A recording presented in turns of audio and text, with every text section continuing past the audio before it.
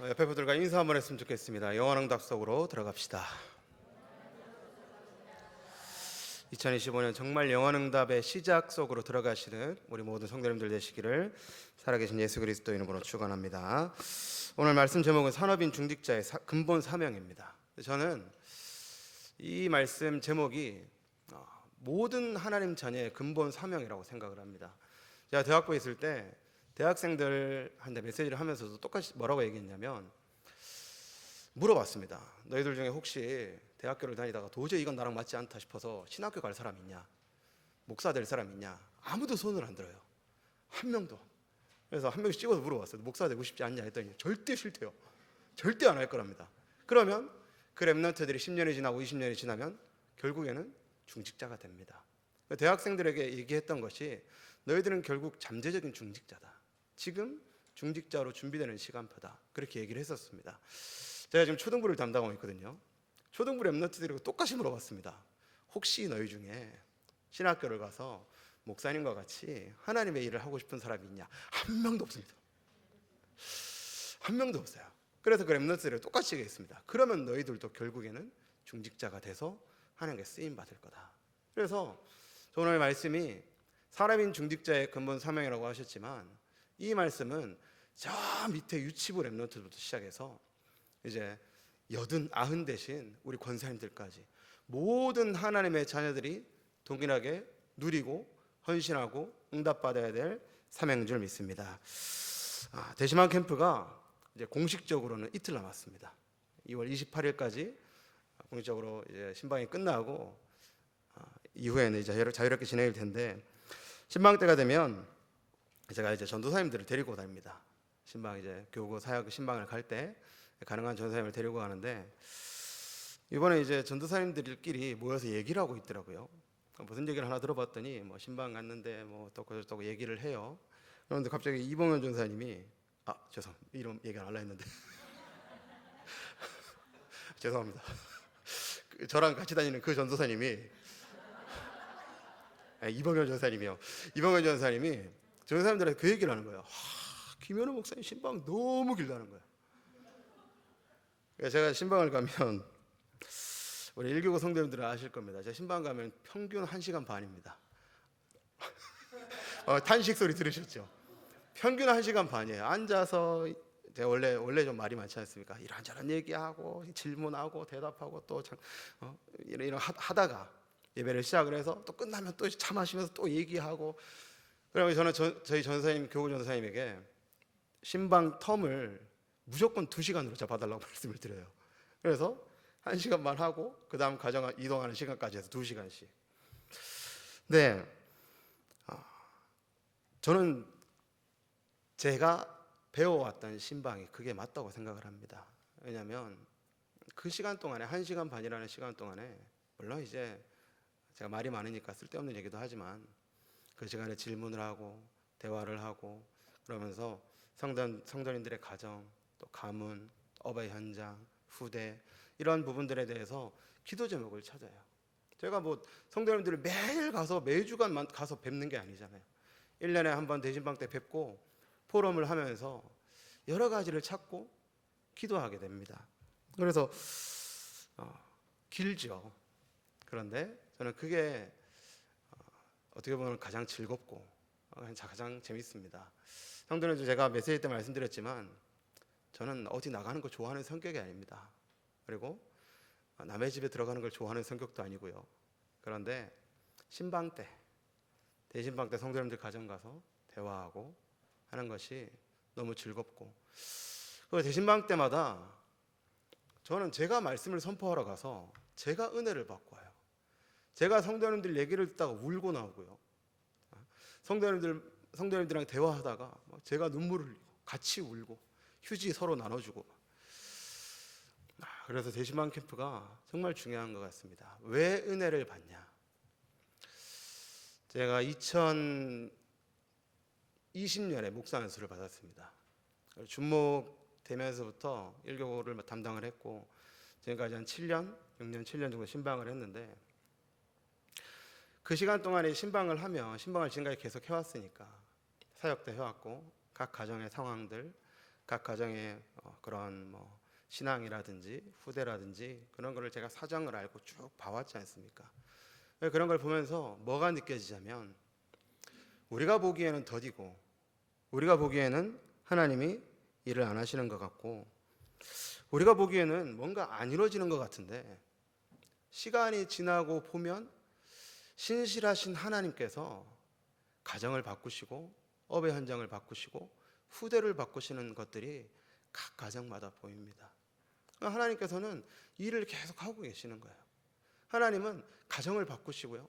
하나님은 가문을 복음화하시고 약속하셨던 그대로 일을 하고 계시는 겁니다. 그래서 예레미야 33장에 나와 있지 않습니까? 네가 알지 못하는 크고 비밀한 일을 내게 보이리라. 그거를 신방 갈 때마다 봐요.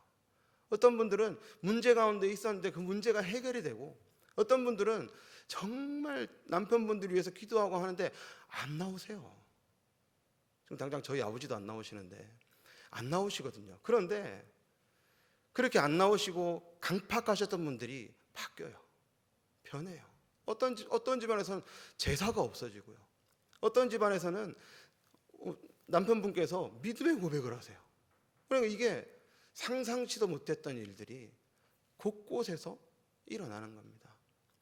우리 성도님들께서도 그 하나님을 바라보시기 바랍니다.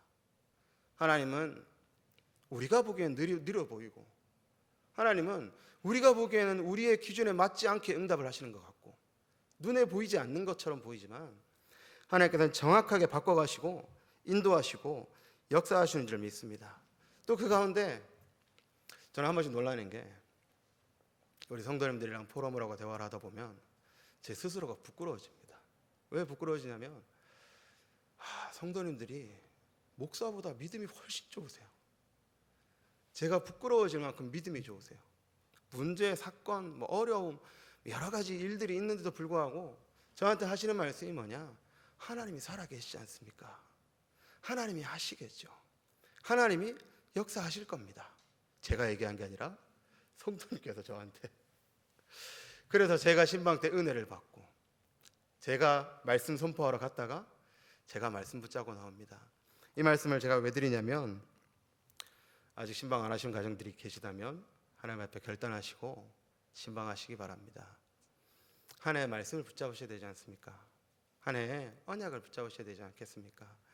그 언약을 붙잡는 성도들이 계시고 어떻게 보면 목사보다 훨씬 믿음이 좋은 성도분들이 계시기 때문에 임마누엘 울산교회는 소망이 있는 교회라고 믿습니다.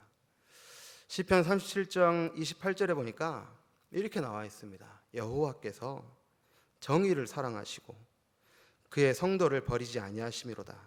그들은 영원히 보호를 받으나 악인의 자손은 끊어지리로다 하셨습니다.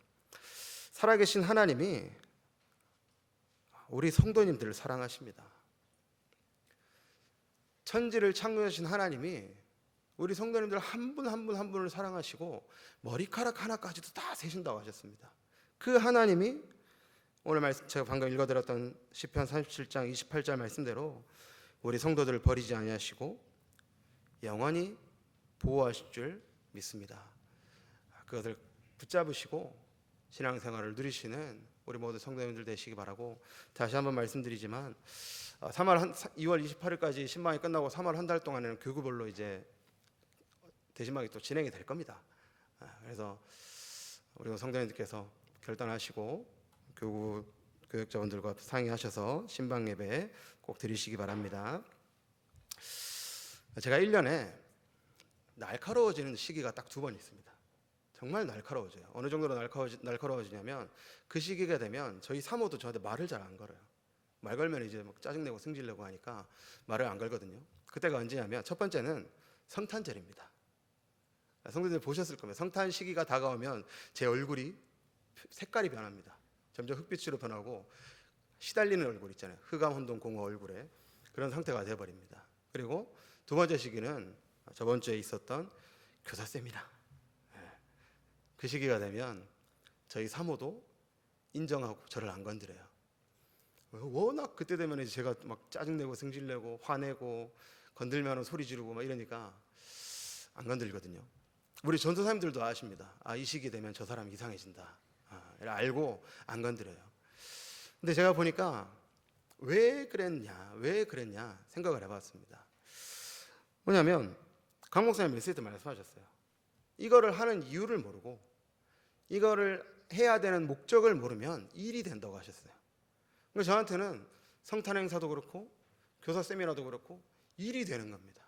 일을 해서 성탄 행사를 마치고 나면 성도들의 평가라든지 목사님의 평가, 요거에만 딱 몰려 있어요. 그러니까 이 하나하나 진행되는 모든 것들이 저한테 스트레스입니다. 교사 세미나도 마찬가지고요. 강 목사님께서 저한테 교육국을 맡기셨는데 제가 강 목사님께도 말씀드렸거든요. 저한테 왜 맡기셨는지 모르겠다고. 작년 한 해 교육국을 안 했더니 너무 편안한 겁니다. 교사 세미나 작년에 제가 담당을 안 했거든요. 너무 기쁜 마음으로 메시지 듣고 했는데 올해 교육국을 다시 맡고 하는데 편안했습니다. 너무 편안해서 교사 세미나 끝나고 전도사님들 단톡에 제가 글을 올렸습니다.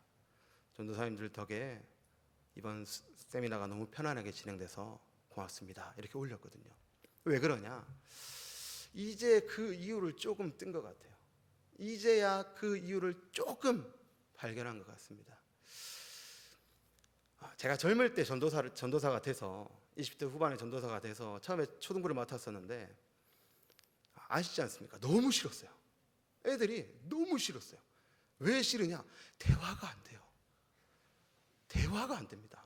성도님들 초등부 애들이랑 제가 수련회를 한번 갔었거든요. 덕평을 가려고 출발을 했는데 이제 교회에서 출발할 때 뒤에서 물어봤어요. 저한테. 전사님 언제 도착해요? 3시간 반 남았어. 자, 출발한다. 해가지고 고속도로 톨게이트 지나는데 물어보는 거예요. 전사님 언제 도착해요? 자, 5분 지났거든. 3시간 25분 남았다. 언양 나가기 전에 그 있지 않습니까? 빠지는 거기서 뒤에서 또 물어봐요. 전사님 언제 도착해요? 그거를 3시간 반을 들어보시면 어떻겠습니까? 돌아버리는 겁니다. 진짜. 이제 가서 수련회 하는데요.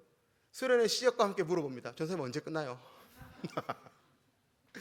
그거를요 이번에 어린이 수련회 하는데 이봉훈 전사님 계속 본명을 얘기해가지고 그 전사님이 같이 갔었거든요. 전사님이 끝나고 저한테 얘기하는 거예요. 목사님, 애들이요 시작하는데 저한테 물어봐요. 전사님 언제 끝나요? 1강 끝나고 밥 먹으러 가는데 전사님 언제 끝나요? 2박 3일 동안 그걸 들었대요. 애들이 대화가 안 돼요. 초등부 애들이. 그래서 저는 제가 그 전도사 때 한창 혈기왕성하고 젊은 나이에 그 초등학생들 데리고 뭘 하니까 미쳐버리겠는 겁니다. 정말. 그래서 그때 당시에 이제 저를 기억하시는 분들이 계시겠지만 저 그때 상태 안 좋았거든요. 항상 시달렸거든요. 제 초등부 담당할 때 있었던 랩런트들이 저를 보면 항상 얘기합니다. 그때 왜 그러셨어요? 그때 저한테 왜 그러셨어요? 얘기를 해요. 그렇게 하다가 이제 대학부를 갔습니다. 행복했습니다. 대학부를 가니까 일단 대화가 돼요. 재밌어요. 랩런트들이랑 대화가 되고 포럼이 되고 얘기가 되고 또 랩런트들이랑 회의하면서 하고 싶은 것들이 내가 하고 싶은 것들이랑 통해요. 너무 재밌었어요. 강 목사님께서 저한테 말씀하시는 게 대학부에서 재밌게 놀았잖아 말씀하시더라고요. 재밌게 놀았습니다. 재밌게 놀고 제 나름대로 열심히 했는데 제가 그 안에서 뭘 봤냐면 대학부를 제가 8년 9년을 하다 보니까 제가 그때 아까 말씀드렸던 저한테 그때 왜 그러셨어요 했던 애들이 올라왔어요. 대학부에 초등부에 있을 때 제 안 좋았던 상태를 봤던 애들이 대학부에 왔어요. 그런데 얘들이 초등학교 시절부터 시작해서 대학생이 되는 그 6년 기간 동안에 하나님이 너무나도 이쁘게 키우신 거예요. 하나님께서 이 랩런트들을 복음 안에 너무 좀 아름답게 하나님이 사용하실 도구로 하나님이 사용하실 그릇으로 키워 놓으신 거예요. 제가 그거를 보고 나니까 초등부에 있을 때 와 저거 어떡하지 이랬던 애들인데 하나님이 그렇게 바꾸시는 거예요. 하나님이 랩런트들을 키우시는 거예요. 그러고 이번에 초등부를 다시 갔습니다. 다시 가니까요 랩런트들이 이쁜 겁니다. 이 랩런트들에게 전달해야 될 것, 이 랩런트들에게 치유해줘야 될 것, 이 랩런트들에게 심어줘야 될 것. 젊을 때 초등부에 있을 때 하나도 보이지 않았던 것들이 나이 들어서 가니까 이제 조금씩 보이더라고요.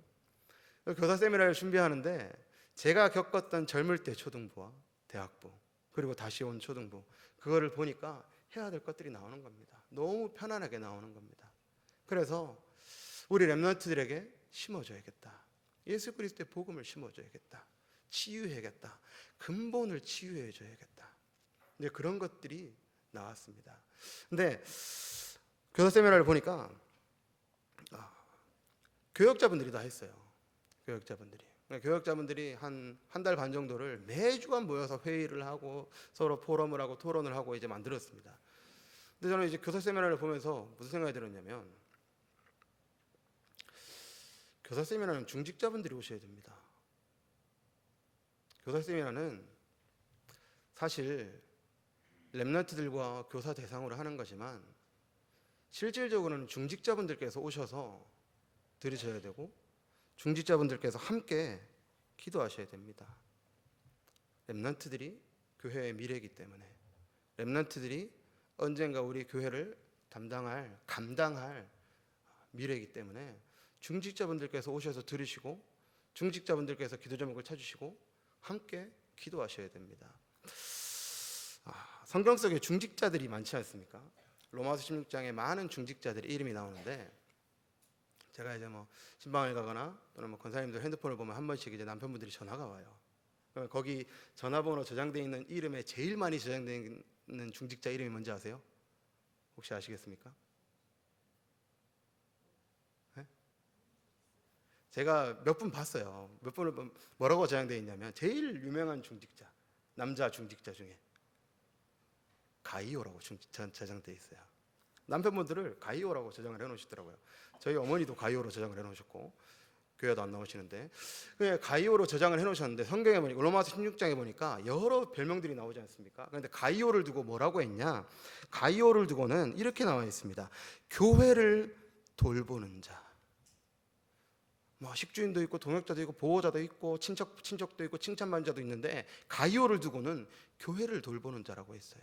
교회를 돌보는 자가 뭐겠습니까? 교회 안에는 교역자가 있습니다. 교회 안에는 성도가 있고요. 교회 안에는 렘넌트가 있습니다. 그 교회를 돌보는 자, 그게 중직자입니다. 그래서 중직자분들이 오셔야 됩니다. 교사 세미나에 오셔서 진짜 교회를 돌보는 자의 응답을 위해서 후대 살리셔야 됩니다. 저는 중직자의 가장 중요한 사명이 그거라고 생각합니다. 렘넌트들을 두고 렘넌트들을 세우고 렘넌트를 위해서 기도하고. 그래서 내년 세미나에는 중직자분들이 함께 참여하셔서 우리 렘넌트들을 어떻게 세울 것인지, 우리 렘넌트들을 어떻게 양육할 것인지, 우리 렘넌트들을 어떻게 전도자로 세울 것인지 함께 나누는 중요한 시간표가 됐으면 좋겠습니다. 그게 진짜 중직자라고 생각합니다. 헌금을 하고 교회 일을 하고 중요하죠. 그런데 진짜 중직자는 교회를 돌보는 자. 교회를 돌보는 게 그냥 일을 해서 돌보는 게 아니지 않습니까? 교회를 사랑하고 하나님께 감사를 해야 교회를 돌볼 수 있다고 생각을 합니다. 우리 모든 임마누엘 성교 중직자분들께서는 정말 교회를 사랑하셨으면 좋겠습니다. 후대를 사랑하셨으면 좋겠습니다. 그래서 정말 후대가 일어날 수밖에 없을 정도로 하나님 앞에 함께 기도하고 쓰임받는 중직자들 되셨으면 좋겠습니다. 오늘 말씀에 유 목사님께서 메시지 가운데 우리에게 주신 말씀이 있습니다. 우리 모든 중직자분들께서는 로마서 16장의 대열 속에 서시기 바랍니다. 로마서 16장에 보니까 아까 말씀드렸지만 교회를 돌보는 자의 응답도 있고, 보호자, 동역자, 식주인, 수고하는 자, 사랑하는 자, 친척, 인정받는 자, 여러 별명들이 나옵니다. 그런데 중요한 거는요, 이 중직자들이 이런 별명을 얻을 정도로 교회에 헌신했다는 것은 죽음을 무릅쓰고 했다는 겁니다. 그게 중요한 겁니다. 단순히 우리처럼 지금처럼 편안하게 예배드리고 편안하게 전도운동하고 편안하게 사역을 할 수 있는 상황이 아니라, 걸리면 죽는 상황, 걸리면 사자한테 던져지고, 걸리면 불에 타 죽고, 걸리면 돌에 맞아 죽고, 칼에 찔려 죽고, 목이 베어 죽는 그런 상황에서 보호자로, 동역자로, 십주인으로 쓰임 받았다고 했습니다. 우리 모든 임마누엘 성교 중직자분들께서 이 로마서 16장의 대열에 서시는 시작이 되시기 바랍니다. 2025년 건축과 영적 건축이라는 언약을 주셨습니다. 어떻게 보면 우리의 계산으로, 우리의 수준으로, 우리의 눈으로 바라보면 절대 불가능합니다. 절대 불가능한 게 사실을 보면 절대 불가능합니다. 그런데 사실을 봤다면 로마서 16장의 중직자분들은 한 명도 남아있으면 안 됩니다. 다 도망가야 됩니다. 근데 이 사람들은 절대 불가능한 현장에서 자기 목숨을 내어놓고 전도자를 도왔지 않습니까? 그 대열이지 않습니까? 우리 모든 중직자분들께서는, 산업인 중직자분들께서는 로마서 16장에 있는 중직자들과 같이 목숨을 내어놓고 교회를 섬기시고 교회를 살리셨으면 좋겠습니다. 그 대열에 서시는 2025년 영원응답을 누리시기 바랍니다. 이 사람들이 목숨을 걸고 전도자를 도우니까요, 하나님이 축복을 안 하실 수가 없습니다. 축복을 하실 수밖에 없는 겁니다. 어떻게 축복을 안 하시겠습니까? 자기 목숨을 내어놓고 그때 당시에 전도하러 다니는, 사역하러 다니는 교역자, 전도자들을 돕는데 어떻게 하나님께서 그들을 축복 안 하시겠습니까? 근데 우리는 그게 바뀌어요. 축복을 위한 사역이 되지 않습니까? 축복을 받기 위해서 사역을 하지 않습니까? 옛날 어떤 모 교회에, 저희는 그렇지 않은데 어떤 모 교회에서 교역자가 다락방을 하나를 한다. 다락방을 하나를 하면 사례에 5만 원이 붙어요. 5만 원이. 그러니까 그 교회 교역자들이 어떻게 할까요? 어떻게 할까요? 생을 걸고 다락방을 여는 겁니다. 일주일에 몇십 개를 합니다. 왜 그럴까요? 이유가 있겠죠. 그게 아니라, 그런 사역을 말씀드리는 게 아니라 진짜 하나님이 원하시는 일, 하나님이 원하시는 그 사역에 헌신하고 그 사역을 위해 생을 건다면 하나님께서는 복에 복을 더하실 줄 믿습니다. 하나님께서는 우리 성도님들의 모든 것을, 필요를 아시고 채우시고 책임지실 줄 믿습니다. 그리고 이번 원단 메시지 주신 말씀대로 빛의 이정표로 하나님께서 우리 모든 성도님들을 세우실 줄 믿습니다. 그리고 이 사람들이 뭘 했냐? 하나님이 내게 맡기신 선교지, 하나님이 내게 맡기신 전도지, 하나님이 내게 맡기신 현장에 나갔습니다. 중직자들이 현장에 나갔습니다.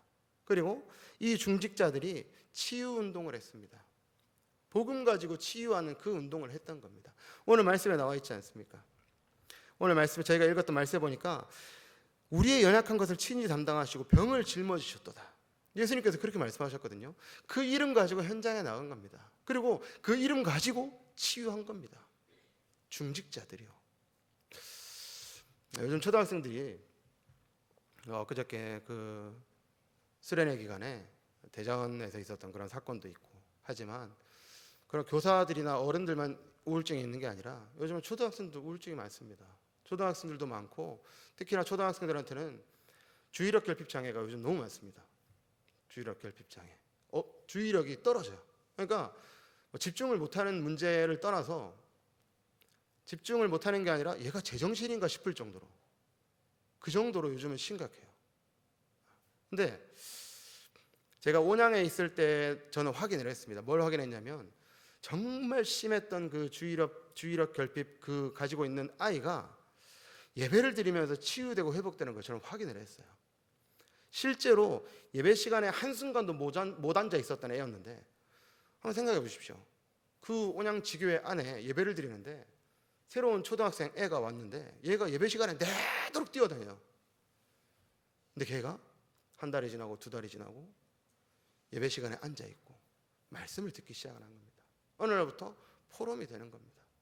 그래서 저는 확신합니다. 그런 문제의 가장 중요한 답은 예수 그리스도의 복음밖에 없다는 걸 제가 확신합니다. 그리고 그 아이가 한 6개월 동안 교회를 안 나오다가 다시 나왔는데, 들어보니까 그 6개월 동안 원상태로 다시 돌아갔대요. 예배를 안 나오니까요. 원상태로 돌아가는 정도가 아니라 더 심각해져서 병원에서 주는 약을 먹지 않으면 일상생활이 안 될 정도로 나빠졌대요. 저는 더 확신하죠. 이 복음이 답이구나. 이 복음이 치유할 수 있구나. 이 복음을 통해서만 치유가 되어지는구나. 그래서 그 약은 약사에게, 병은 의사에게, 영적인 병은 목사에게, 그리고 성도에게. 확실합니다. 그 신학원에 가니까요. 이번에 제 초신에 가는데 신학원에 가니까 똑같은 애가 있는 거예요. 똑같은 애가. 메시지를 듣는데 못 앉아 있어요. 나가고 들어갔다가 좀 있으면 막 공각고 옆에 놀고 있고 또 앉았다가 또 저 어디 사라졌다가 들어오고 그런 애가 있어요. 그래서 걔가 신학원을 갔더니 저보고 갑자기 반을 담당을 해달라 그러더라고요. 포럼 팀장을 해달라 해서 포럼 팀 명단을 봤더니 그 왔다 갔다 하는 걔가 제 팀에 있는 거예요. 오랜만에 하려니까 너무 힘들었는데 걔가 한 주 한 주 지나다 보니까 지금은 제가 담당했던 팀에서 가장 포럼을 잘합니다. 가장 말씀을 잘 잡습니다. 그 애가 누구냐면 이번에 그 인사이트 전지훈련 때, 작년 전지훈련 때 보니까 걔가 울고불고 난리치고 집에 가겠다고 떼쓰고 해가지고 난리가 났었는데 1년 만에 전지훈련 다시 갔잖아요. 강 목사님께서 걔를 보고 못 알아보셨대요. 너무 바뀌고 치유가 돼서, 너무 회복이 돼서. 우리 중직자분들이 하셔야 되는 치유인 줄 믿습니다. 우리 중직자분들께서 가지고 계신 복음이 그런 능력이 있습니다. 영적으로 시달리고 정신적으로 시달리고 문제 가운데 있는 사람에게 약을 주고 상담을 하고 그런 게 중요한 게 아니라 진짜 예수 그리스도의 복음을 통해서 답을 주고 치유가 되고 회복될 수 있도록 하는 것, 그게 가장 중요한 줄 믿습니다. 그것을 우리에게 가장 중요한 사명으로 주셨습니다. 우리 모든 성도님들이 영적 의사입니다. 우리 모든 성도님들이 가진 복음이 영적인 약입니다. 그것을 가지고 현장에 도전하시는 우리 모든 성도님들 되시기 바랍니다. 그래서 본론의 근본적인 사명이 뭐냐? 나와 모든 사람을 치유하는 겁니다. 그것이 첫 번째입니다.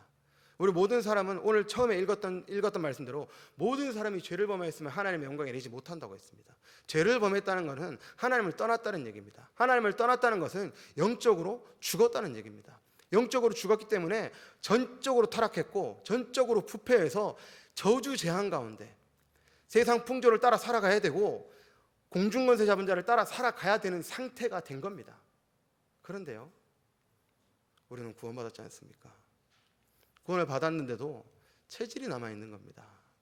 오랫동안 가지고 있었던 체질, 오랫동안 살아왔던 그 근성들이 남아있는 겁니다. 그것을 복음으로 완전히 치유하시고 깨끗하게 회복하시기 바랍니다. 그것이 첫 번째 사명이라고 하셨습니다. 이스라엘 백성들이 400년 동안 노예로 애굽에 갇혀 있다가 출애굽을 했는데요, 나와서 똑같아요. 왜? 그때 그 근성이 400년 동안 그 안에 있었는데 바뀌겠습니까? 우리 형제님들 그 영화 보셨습니까? 광해 보셨죠? 광해. 이병헌 나오는 광해 안 보셨습니까? 광해에 보면 광해군 그 왕이 독을 먹고 이제 혼수 상태가 됐잖아요. 그래서 그 광해군을 대신해서 대역을 세워요. 근데 영화를 보시면 아시겠지만 그 대역으로 들어온 광해가 왕처럼 행동합니까? 못해요. 왕처럼 행동을 못해요. 원래 자기가 했던 광대처럼 살아요. 왕이 됐는데도요. 그게 왜 그러겠습니까? 근본이 있고 체질이 있고 근성과 각인이 되어 있기 때문에 그것을 예수 그리스도의 복음으로 완전히 바꿔야 됩니다. 그렇지 않으면 우리는 복음을 받고 구원을 받았음에도 불구하고 불신자와 같이 현장에서 휘둘리면서 현장에서 눌리고 현장에서 넘어지고 그럴 수밖에 없는 겁니다. 그래서 성도님들께서 첫 번째로 나를 먼저 치유하시고 현장을 치유하시는 응답 속으로 들어가시기 바랍니다. 요한 3서 1장 2절에 말씀하셨습니다. 사랑하는 자여 내 영혼이 잘된 같이 범사에 잘되고 강건하기를 내가 간구하노라. 우리가 먼저 치유해야 될 것, 영적인 치유입니다. 복음 편지에 보시면 치유의 순서가 있습니다. 치유의 순서. 그 치유의 순서의 첫 번째가 뭐냐? 영적인 치유입니다.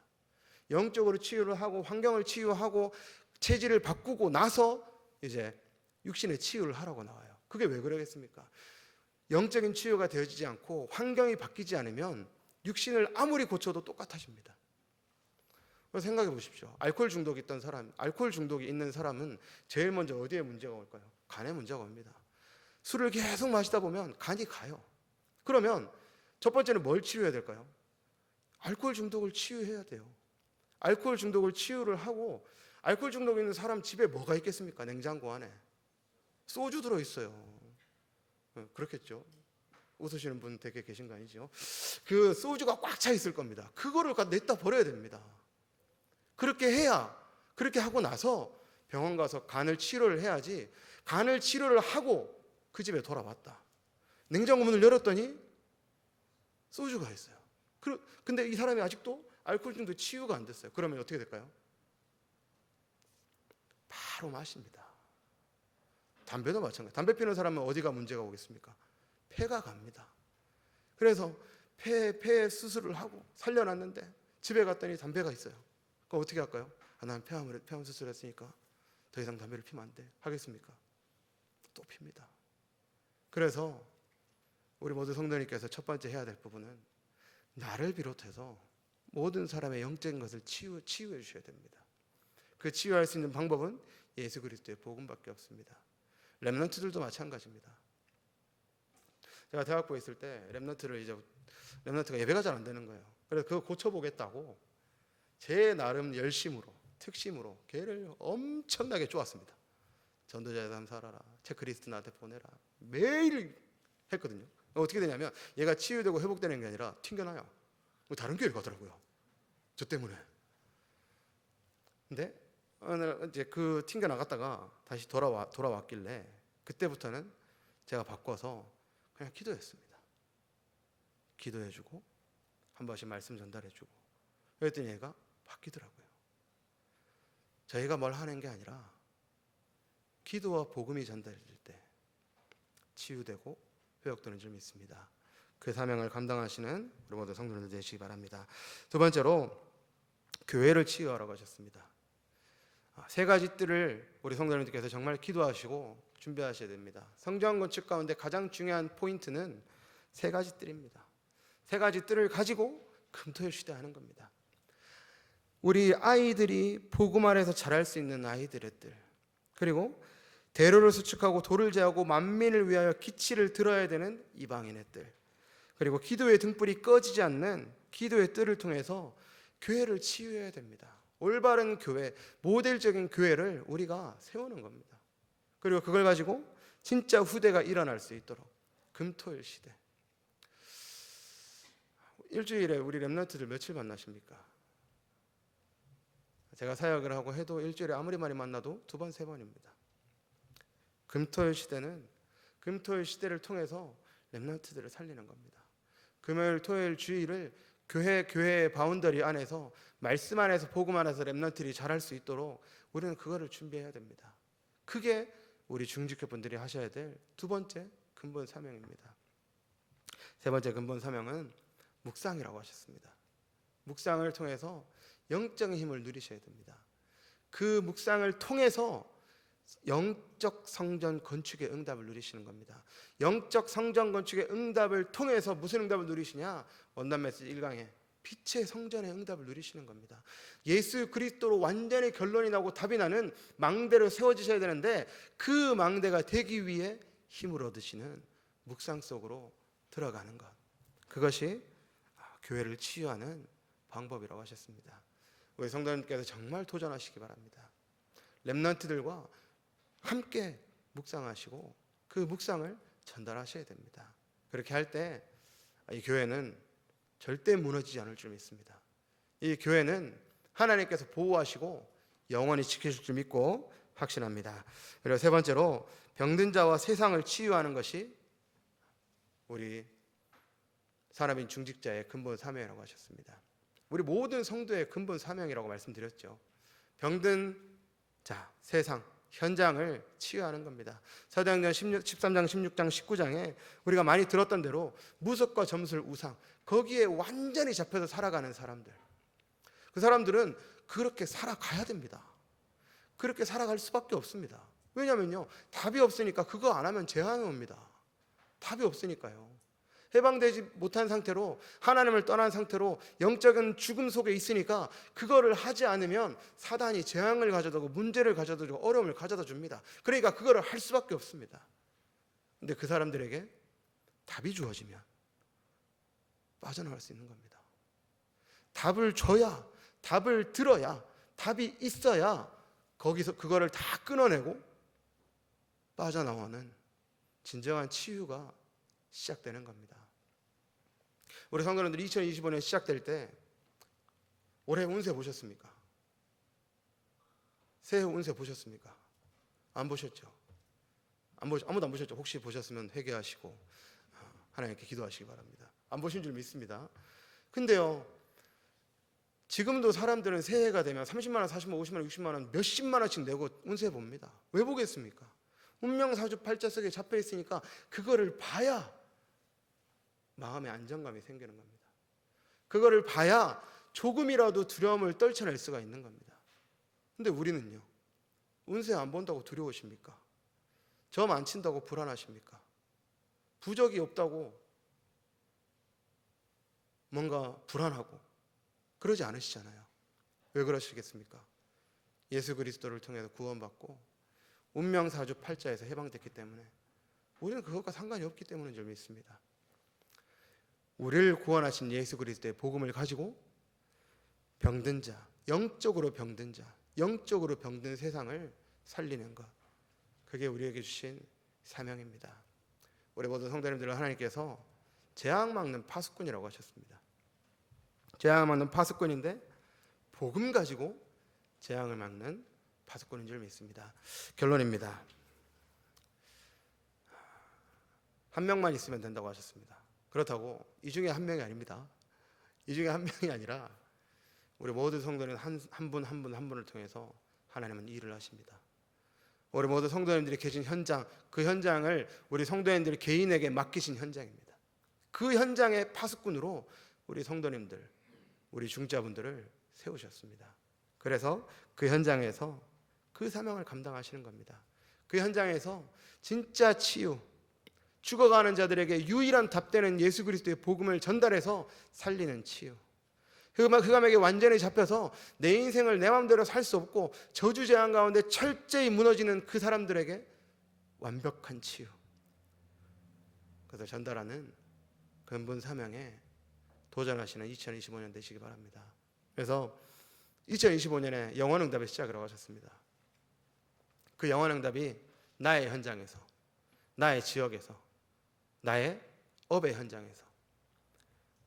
제가 이제 작년부터 캠프를 시작해가지고 올해 기대가 됩니다. 영원응답을 하나님이 주실 것이라 믿고 캠프를 할 거기 때문에 초등부도 똑같이 캠프할 거고요. 우리 성도님들께서 각자의 현장에서 그 영원응답을 누리시는 시작되시기 바랍니다. 기도하도록 하겠습니다. 사랑의 하나님 감사합니다. 허물과 죄로 죽었던 우리를 예수 그리스도의 복음을 통해 살리시고 하나님 자녀 삼으시고 이제는 그 복음을 전달할 전도자로 재앙을 막을 파수꾼으로 세우신 은혜에 감사를 드립니다.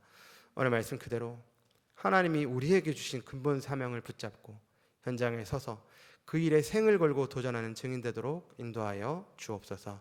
2025년 주신 말씀 그대로 영원응답이 나의 현장에서, 영원응답이 나의 가정에서, 영원응답이 나의 업의 현장에서 시작되게 하시고 건축과 영적 건축의 주역의 말씀이 성취되어지는 응답의 한 해 되도록 인도하여 주옵소서. 감사드리며 예수 그리스도 이름으로 기도했습니다. 아멘. 주여 간구 말씀드리겠습니다.